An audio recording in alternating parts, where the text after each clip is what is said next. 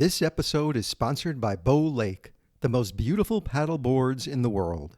Visit bowlake.com and learn more. That's B-E-A-U lake.com. Beau is French for beautiful. B-E-A-U lake.com.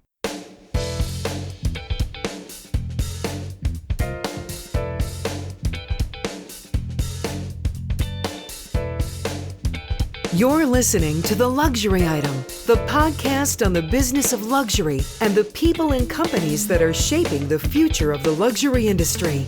Here's your host, Scott Kerr.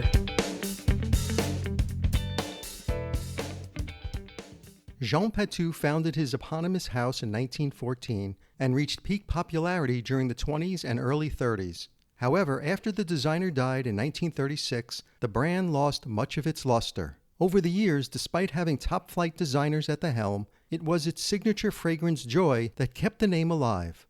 Jean Patou was acquired in 2018 by the LVMH Group to revive its fashion line, and Guillaume Henry was appointed creative director.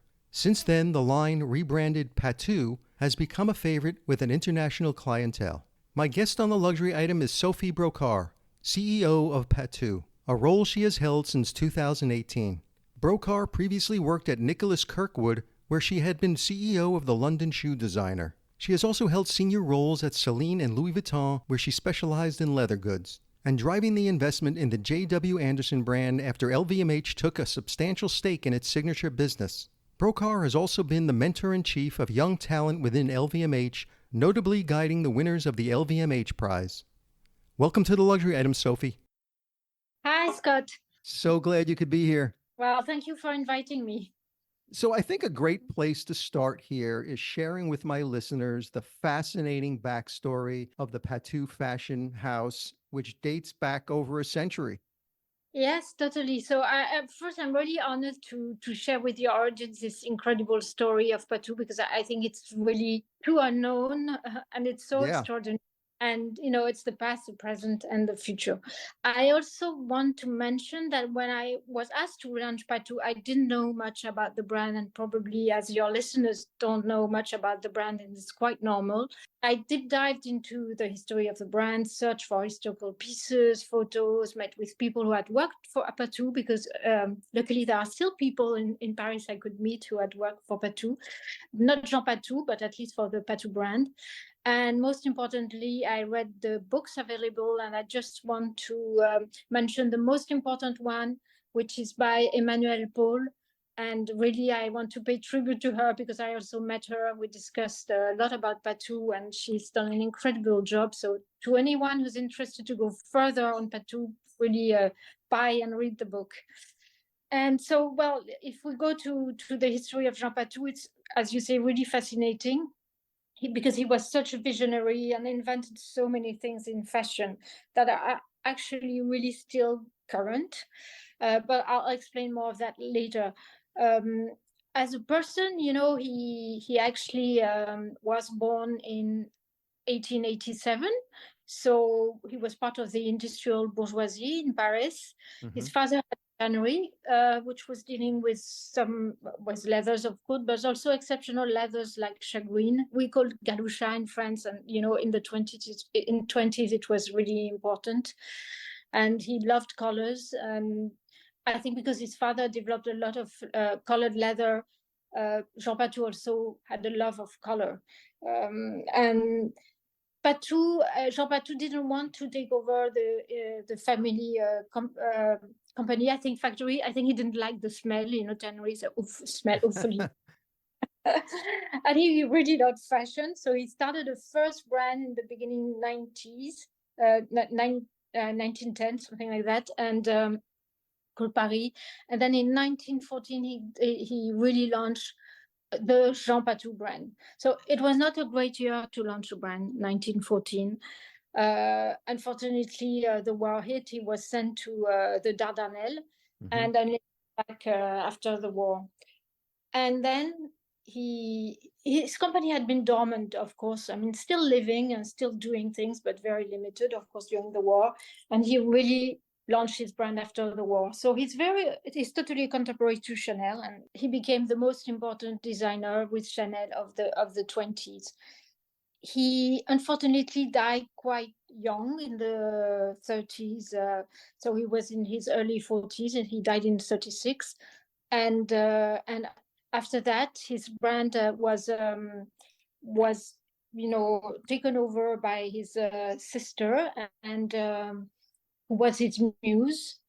And after went through the Second World War, also, which was not a great time for any fashion brand. Mm-hmm. And then there were incredible people who have worked with Patou as creative directors after the war. And I'm saying that because it's not only the story of Jean Patou as a person, because the brand continued until 1987, and people who worked for Patou were Karl Lagerfeld. It was its first job as creative director at Jean Patou. Michel Goma, who was really stayed a long time and did an incredible job. He unfortunately died recently. And Angelo Tarlazzi, his assistant was actually Jean-Paul Gaultier. And the last creative director of Jean Patou was Christian Lacroix, who left the brand in 1987 to create his own brand. And that's when Patou stopped doing ready-to-wear, continued to do perfumes, but stopped the couture and the ready-to-wear. So the last couture show of Patou was Christian Lacroix. So I'm saying, what was Jean Patou's design style, aesthetic attitude, and approach to designing women's wardrobes that was new and different at that time? So completely revolutionary. He was a visionary. He was the man of his time. I think we have to remember that these were the roaring 20s. So really a new generation wanted to have fun, to really be different from the older generation that had caused the war. And I always think fashion moves in this way, that the new generation doesn't want to dress like the older generation. Mm-hmm. And there are big changes. And I think the 20s was a big change. And he was the designer of that change. So the skirts were above the knees, which was a revolution. He put the waist lower. So I'm sure people remember the look of La Garçonne, which was, well, in French it's called La Garçonne, so it means the man like a woman, Mm-hmm. or Right. it's a woman. So very androgynous, actually. They pressed the breasts, so they didn't. People, the silhouette was kind of breastless. He simplified fashion. He was very keen to allow movement, but still having the one woman being elegant. He was actually really, he loved women, and he was saying, I dress women to undress them, which how much he loved them. But he dressed women because he loved women, and he wanted them to be active and to be able to move in the city, because this was a time where the women started to do some sports, and they had no clothes for sports, and he dressed them for to be elegant when they were doing sports. So he was actually the first to dress a sportswoman, Suzanne Langland. And if you go and if you love tennis, yes, she's a French tennis champion, and at Roland Garros there's actually a court called Suzanne Langland. And he really invented sportswear. I even read that he invented that a little suitcase where inside you had like two skirts, two tops, and some accessories, and you can mix them together to go from day to night. So the ideal wardrobe to travel. And really, when you think of it, you think of Donna Karan and her 7 easy pieces, wardrobe Right. pieces. He invented that. He invented also, the logo on garment, Right. which what he had done before, and he did that because what he was doing was copied a lot, and it was a way to protect his garment. And we know the success it has Yeah. been. Now it's everywhere, of course. He's the first inventor of the modern show, so this is less about style, but he was a brilliant businessman also. at the time, shows were little shows with kind of you didn't mix with the American press, with the French press, with the buyers. So there was a lot of little shows. I mean, every day there was a show. But he said, okay, you know what? I want to do a big first show, which I called Répétition Générale. So he gathered everyone, and because he loved parties, there was a show during the evening, and after it transformed into a party where you can win. There was a tombola, and you can win a baby tiger albinos. I heard there was a cocktail bar installed in the salon.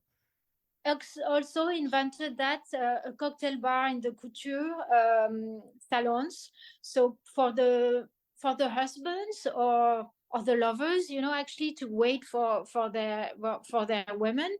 And also he had put perfume in the cocktail bar, so you can test the different perfumes. So he was brilliant. And also near the cocktail this bar, there was what is called the Coin des Riens, what he called the Coin des Riens, which was a little store where you could buy little gifts for your official wife, maybe, or for your daughters. Or right. He was really a brilliant businessman. I also think he invented modern PR. He worked with a woman called Elsa Maxwell, who knew everyone and helped him link with all the people who were important in the jet set of the time. So like you said before, Jean Patou was considered as one of the greatest names of the 20s and 30s couture. So what I've read, he and Coco Chanel were famed for the animosity they felt for each other. So what was that all about?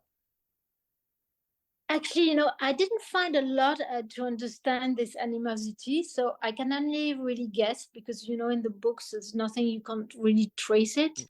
I am really sure that they appreciated each other's fashion because actually I went to the archive of Paris, and because of IP reasons, he photographed all his collections. It's very interesting. And really, when you look at it, it's very Chanel, and what Chanel was doing at the time and what he was doing was really the same style. The love of simplicity, the love of the precision, the use of new materials. He also invented the modern swimsuit in jersey. So they respected each other in terms of creativity and fashion. They were very similar in that way. I think what was very different is their lifestyle. And in a way, they were totally different in the way they approach life. Patou was a womanizer. He loved women, but really also physically. He had so many friends. And I think I understand that, women like Louise Brooks, maybe some say she was her mistress, but it only lasted 2 weeks with him, something like that. They stayed friends with him. He had a group of friends. It was incredible. He was friends with Charlie Chaplin. He loved to party. He loved great restaurants. He loved speed. He was a French Gatsby. I would a biopic on him, of his life, because it's very exciting. He had a house in the south of France, near Biarritz, where he organized all this party, and you would do sports in the day and then parties in the evening. So he was a very solar, very charismatic person. And I feel Chanel was more lunar. I think she was less about partying. I mean, maybe she disappproved of him being such a womanizer. Right. She was in love, I would say, for a longer time. And also, she came from very poor family. We know her story. He came from the bourgeoisie, so maybe also that's why they were kind of not appreciating each other. What is interesting is I heard Karl Lagerfeld was saying that because he worked at Patou and he worked at Chanel, so he knew both well, and how serious he is. He went deep dive into the archive of both, and he says that only one brand could compete in time with Chanel is Patou. So it's a tribute that these two brands were really important, and and kind of revolutionized fashion in a very important way in the 20s. Yeah, and you mentioned Karl Lagerfeld. It seems like a who's who of French fashion talent has helmed Patou over the years. So why was it such a rich training ground for French talent? Well, again, it's interesting because, and that's my idea of it, is again something not really written, but I think it's because he died quite young, and his muse was his sister. And in 1936, his sister really wanted to continue the brand. And because probably she was involved a lot in the creation, she said, I'll continue the brand. And her husband was a businessman, so he took over the business side. And I think this kind of alignment of stars made the brand continue, because we have to remember that at the time when the designer was dying, actually the brand was dying, you know. Now it's current that, okay, the designer die, the brand doesn't die, you know, we continue with someone else. But at the time, people had no idea that it could continue. So I think it was a very brave move, you know, in 1936 to say, no, let's continue. We have like 1,000 people working in this company, and the perfumes are doing extremely well. Let's remember that Joy perfume was launched in 1930 and was really an immediate success, although it was the crisis. And they continued. And after the war, they hired great people. And I can't say why, but they also were kind of the first to realize that, let's put a creative director, you know, let's give this brand to someone who has a vision and who will bring the brand forward. So they were also visionary, because this is what so many brands are doing now. You know, if a creative leaves, we pick another one. So in 2018, LVMH acquired a majority stake in Patou and brought it back to life after 3 decades of dormancy. Before the relaunch, why did the label lay dormant in fashion for so long? Well, in 1987, when Christian Lacroix left Patou, actually he left with quite a number of people in the atelier, well, as I understand, and Jean Patou, who was the grandchildren of the sister of Jean Patou, decided to stop the couture and the ready-to-wear. And I think probably he was the perfume was doing super well, and he thought the brand could continue just on perfume, and probably it was the cash machine. And for 30 years, it continued like that. But, you know, my conviction is it's very difficult to have a perfume live by itself, or a perfume universe, without the silhouette that is given and the mission that is given by the ready-to-wear and the fashion. So it was sold, the perfumes were sold, business were sold at one point to Procter and Gamble. So, you know, not really, probably not the best company to handle expensive perfume in the world, which was Joy. And, you know, the company didn't develop, and more it was becoming a very niche and beautiful perfume, but, you know, kind of less and less important. But the potential was there. I think it's, I mean, clearly you have seen the name Joy has been taken by Parfum Dior, which launched a perfume named Joy. But also there is so much in her history in Patou, and, you know, I've just given some part of it. There's a lot more I could say about it. That LVMH thought, oh well, I think this is an incredible brand to revive, and we'll make it happen. So where did LVMH see the potential in reviving the maison? Well, I think the LVMH saw the potential because the history was so strong. It's really not, there has been so many designers. There's been a lot of historical relaunch that didn't work. But I think the roots of Patou, even if people don't know about them yet, because, you know, it takes time, are really, really deep. So you were appointed as CEO of Patou at that time, joining from the luxury footwear brand Nicholas Kirkwood, where you were the CEO there. What excited you about the opportunity to lead the rebirth of Patou? Well, interestingly, I've worked at Vuitton, so I worked in the biggest luxury company of the Right. world, handling handling billions. I worked at Celine, so mid-sized company. Um, also very interesting. I worked with Michael Kors and Phoebe Philo. And then I worked with JW Anderson and Nicholas Kirkwood, so much smaller. And for me, I love a challenge actually. And the biggest challenge felt to me to relaunch a brand. And it's both a relaunch of a historical brand, which I really deeply respect, but also a launch of a new brand.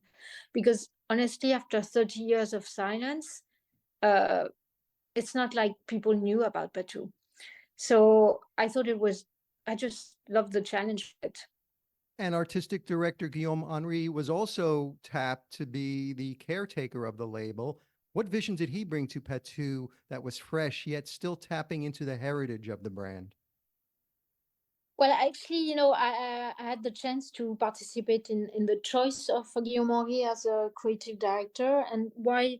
So there's two sides of it. I mean, first, why we chose him is because, you know, uh, we thought he shared the same values than Patou, and I think I'll go back to that. But um, he's a man of great elegance, great culture, like Patou.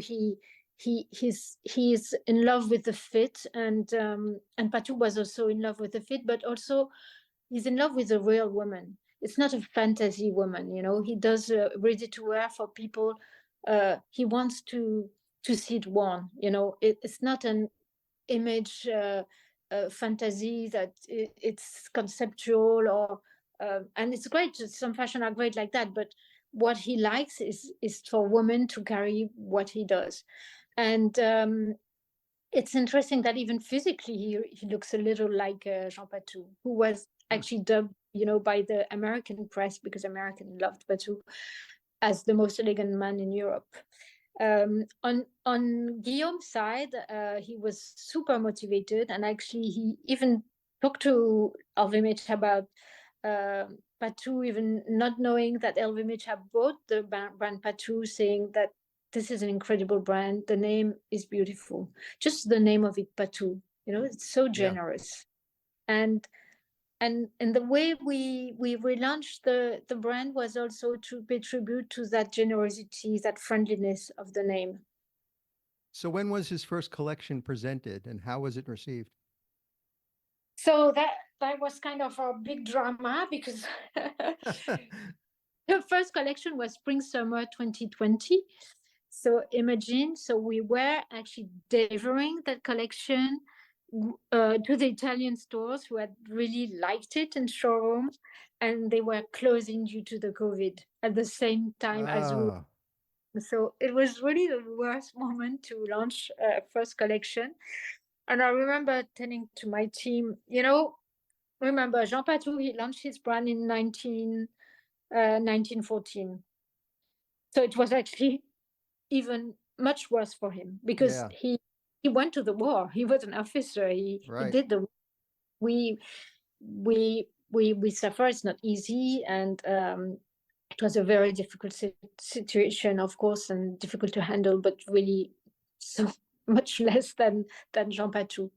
And yeah, so I think that COVID year period was difficult. We couldn't do shows at the moment. We actually were quite happy to just do presentations anyway, because I think it's a kind of more humble and normal way to start. We love the idea to grow step by step, and yes, and now here we are, with uh, big shows, and a much more developed brand 5 years after the first drawing.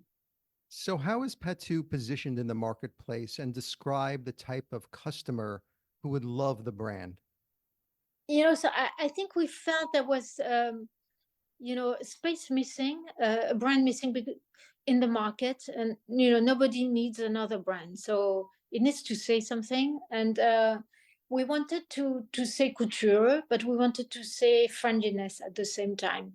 And friendliness was, in the tone of voice. But it was also in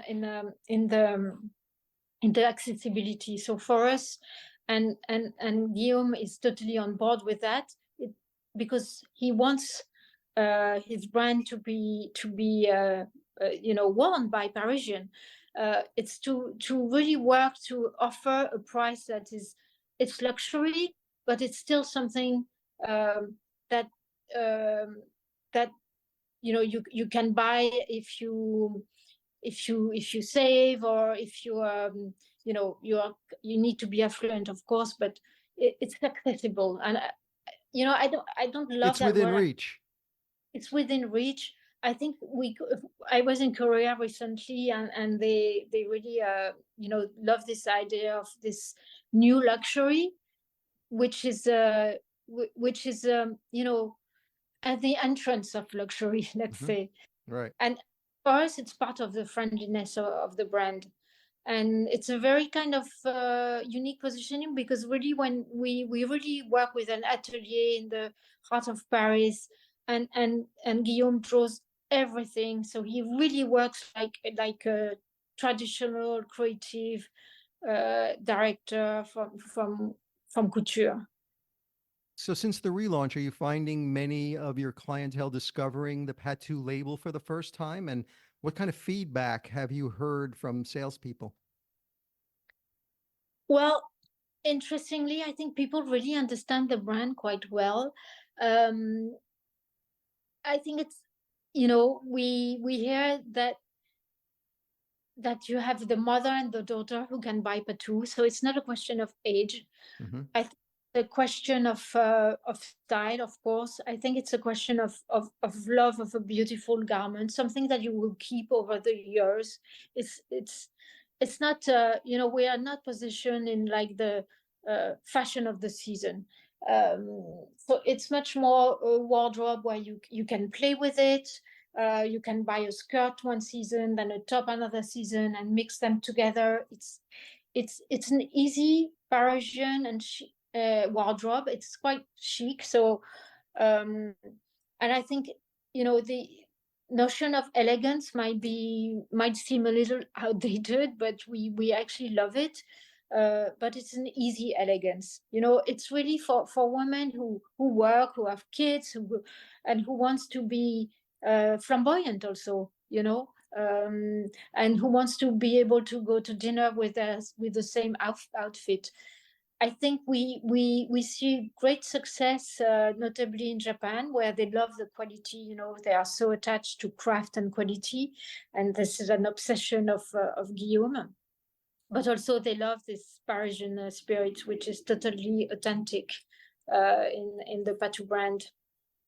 So resurrecting a dormant fashion brand is no easy task. It seems like a combination of the right pace, slow, well, long-term thinking and deep pockets obviously helps. Managing the expectations of the press and strong leadership are also essential to a successful brand revival. Do you see that as a winning formula for Patou? Well, honestly, it's so difficult to tell you why we are succeeding, because it's so many elements. One thing I want to say about the dormant fashion brand, because it's true, like a lot of historical brands have tried to relaunch and didn't work. The way we approach it with Guillaume is not to redo the pleated skirt that he invented, or sportswear is everywhere now. Jean Patou was such a visionary that his to put logo on on a garment is not new anymore.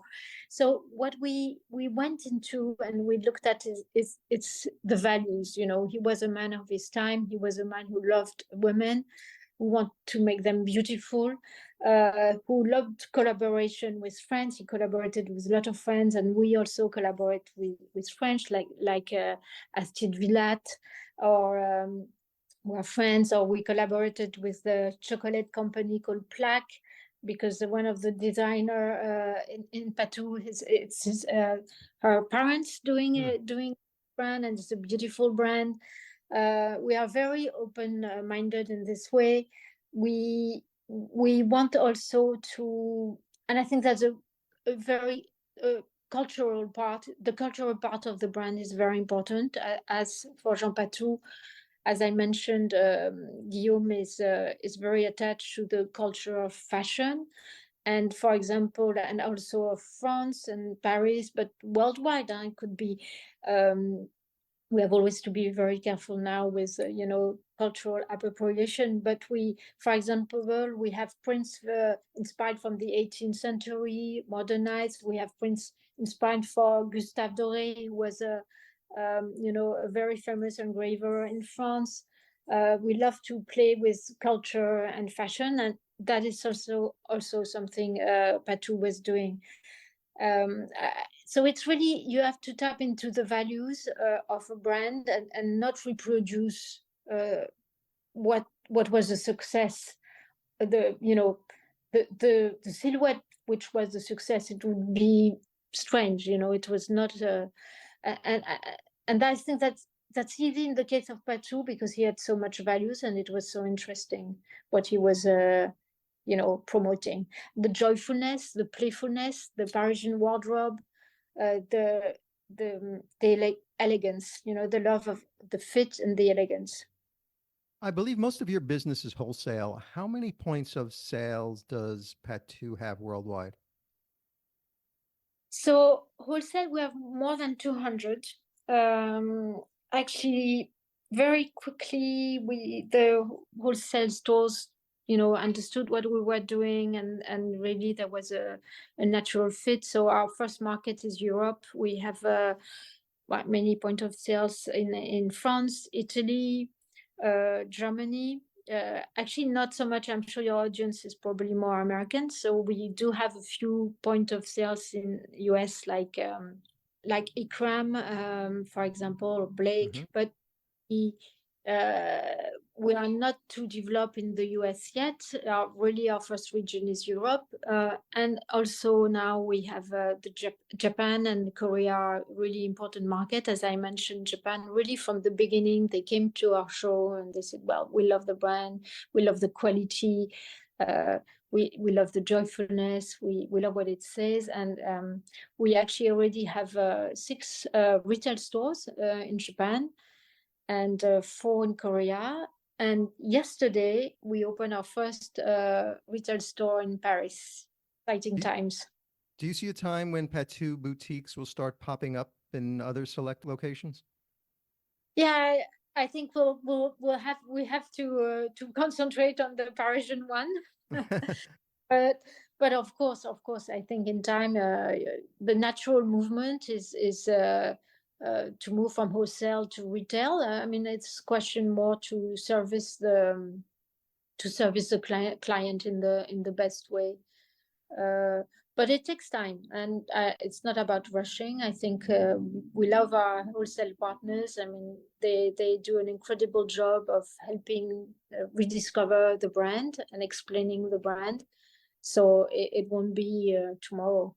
China became the number one focus for many companies, both for its fast-growing number of high net worth individuals and aspirational luxury clients. But now, given the current economic situation, the country's post-pandemic recovery has been faltering. What has Patou's expansion in China and more broadly Asia been like? So actually very different in China and the rest of Asia. As I mentioned, it's been quite quick in Japan, and we're launching in Korea. In China, we have a few wholesale point of sales, but we are not very present. I think the thing is with China, it takes a lot of communication, and we need to concentrate on China to have the client understand our brand, and it's a question of language also. There are not so many distributors in China, whereas in Japan and Korea we could find great partners. So it will take more time, but again, I think you can't develop a brand everywhere at at the same time. It was natural to go to Japan, which is a much more mature market for fashion. They have a lot of wholesale point of sales. They have a distributor. Um, they naturally kind of love Parisian fashion and also the quality. I think China will just take more time. I'm very confident it will happen, but we have to succeed in Korea first, because also it's an influential market for China, and then it's about investing in this market when it's the right time. Let's talk about the spring summer 2024 ready to wear collection. What was Guillaume's inspiration behind it?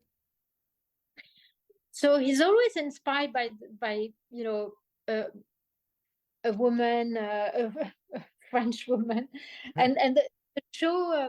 The show before Autumn Winter, it was called Shopping Chronicle, and we had it at the Samaritan. It was more about that Parisian woman walking at a fast pace, going to shopping. She had a caddy, which is what we used to go to the market, and it was a lot of fun and very energetic. And I think what he wanted to express in the spring summer collection was that woman in the evening partying. We've been asked, we haven't done a lot of evening until spring summer, and our clients were telling us, oh, but what is your evening expression? We want our evening. So Guillaume really wanted to express the evening at Patou, and it was really the idea of long, cool summer nights of music, dancing, great sensations for a summer party in France somewhere in a super cool location. Still, kind of simple clothes, we never overdo, but a little more stress, a little more fun for the evening. Is there a sustainability strategy built into it? As we were thinking about the brand with Guillaume, before even drawing, any garment, we were convinced, both of us, that we had to be as eco-responsible as possible. And it's a big commitment, because when you relaunch a brand, you want to be free to choose the materials you want and all that. So and when you're a creative director, it's a constraint, eco-responsibility. But really, Guillaume wanted to do it, and we didn't say we could do it really 100% right from the beginning. And I think the first collection, we managed to have half of the materials eco-responsible, and then step by step we are better and better. And actually, I'm happy to announce that in this podcast that next collection we are really targeting to have 100% of materials that are eco-responsible, which means certified or recycled, or with an eco-responsibility part into it. And this is very important to us from the start. We were really pioneers in this. We have had a QR code in each of our garments, which led to information on the product, so a maximum of information, and even most of the time a little film where you could see a worker from the supplier, from the atelier where the garment is made. So we were really sharing a kind of digital passport before. Now I see it everywhere. Yeah. So, but we really had that really nearly from the start. And in terms of eco-responsibility, I also want to share that this year we have now all our autumn winter collection and our essential collection in ready to wear with traceability, and we also calculate the carbon impact. We calculate the kilometers of each garment, because I think friendship is, and we are a friendly brand, it's about transparency. So it's not saying that we are perfect, but people can judge and they can see the carbon footprint. And this is the start of eco-responsibilities. You have to know the data. And I wanted to do that actually at the beginning of the brand, but I found it was so difficult. I didn't find any people to help me on this. Happily, this year, LVMH introduced me to this startup company called Fairly Made, and we. Can you talk about that? Talk about that partnership. Yeah, and well, I jumped on it because that's what I was looking from the start, and I think it's so important. And we work with them and to give the traceability, to evaluate the traceability of all the garments, and the consequences on of this garment on climate. I mean, with carbon emission, on water, and yeah, go to our website. It's very interesting. You can click. Not so many do it, unfortunately, but I think more and more. It's a little like Yuka, for fashion. You can click on the on Patou Cares, and you have really the history of the garment, from where the cotton is from, where it has been weaved, where it has been dyed, and where the garment is made. Ready to wear is Patou's core business, but you've quietly introduced leather handbags into the mix. The handbag market is so crowded. So, from a strategy perspective, do you see handbags as a more subdued way to tell the Patou story to a younger audience? We didn't sit, this way, younger or older. I think it's just like we want to propose a silhouette. Actually, we would love to propose a total lifestyle, Right. but step by step. And the silhouette is, the bag is part of the silhouette. So what is the Patou woman bag? That was the question we wanted to answer. What do we would recommend her to wear? What the Parisian women wear? So it had to be, for us, it was totally natural that it was a bag that you could really wear when you cycle, and because there's so many more now Parisian are cycling, and it's also a very good thing. Something you can pick up your children at the school without having to carry it by hand. That's more the way we approached it. So not so much on the business side, because of course we all know bags are great for business, because higher they don't have sizes, so it's much easier to sell. You don't have to put them on sale every season. But it was also really to complete the silhouette of the Patou woman. So, one of the other areas that you've been involved in for a while is with the prestigious LVMH Prize for Young Fashion Designers, where you're in charge of this initiative. Can you tell listeners what the LVMH Prize is and your role as mentoring director? So yeah, we could do another podcast. But in short, in 2013, when I was hired back at LVMH, I was tasked by Delphine Arnault to work on, setting up this new price with Marc Alizar, who was at the time, also on the working on the LVMH price, but more on the organization side, and I was more on the fashion side. And it's really a prize to give back, I think, to emerging designers. We, as LVMH, of course, a lot of creative directors, they have had brands, and it's very important for LVMH that all these brands need to be active. It's very important. It's a new generation, and it's part of non-profit. So it's not we don't invest in these brands. It's not we are not linked business-wise with these brands. So it's really to help every year the one that have been selected by an incredible jury of creative directors, to be on the best track as possible to develop their business. The mentoring, I try to be, I think it's very unique because probably I'm kind of, it's very organic. I don't impose them, a set of rules. I really try to understand them, to help them to define their brand, because the branding is what is the most important, really. You can't build a business if you don't have a brand. What does your brand say? What does it offer?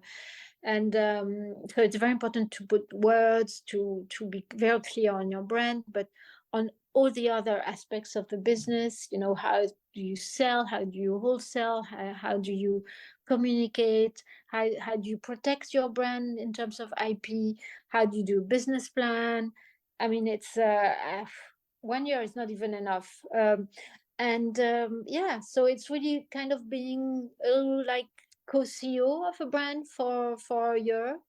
And I've been mentoring more than 20 designers now, and a lot of them are friends now. And it's I'm very grateful to have this job, because it really allows me also to give back what I've learned over the years. So what lies ahead for the growth of the Patou brand? Well, hopefully, very harmonious and constant development. I think Patou is like a tree that has this incredible roots, but it's still a small tree. So people only see the small tree, but the roots are very deep into the soil.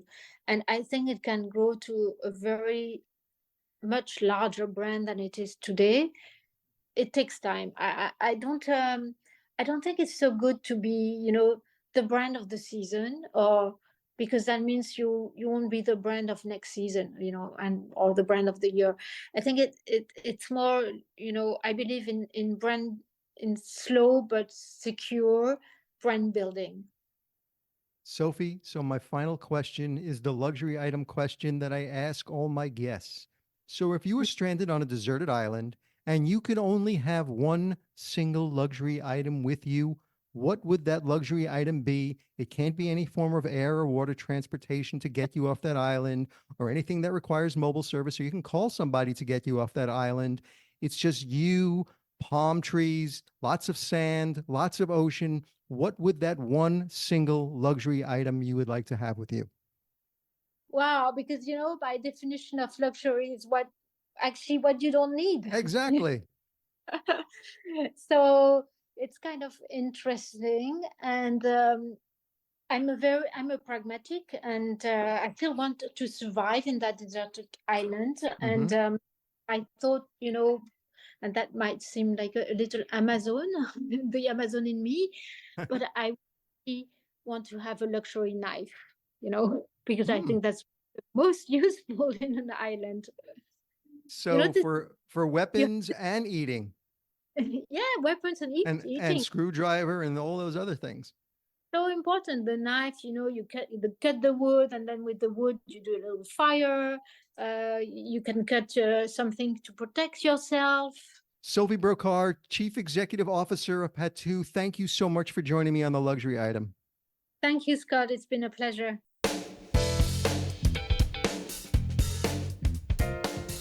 That's it for this episode of the Luxury Item Podcast. Thank you so much for listening.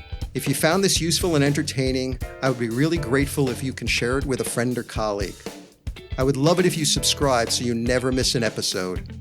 And while you're there, be sure to rate and review us on Apple Podcasts. It really helps other listeners find us.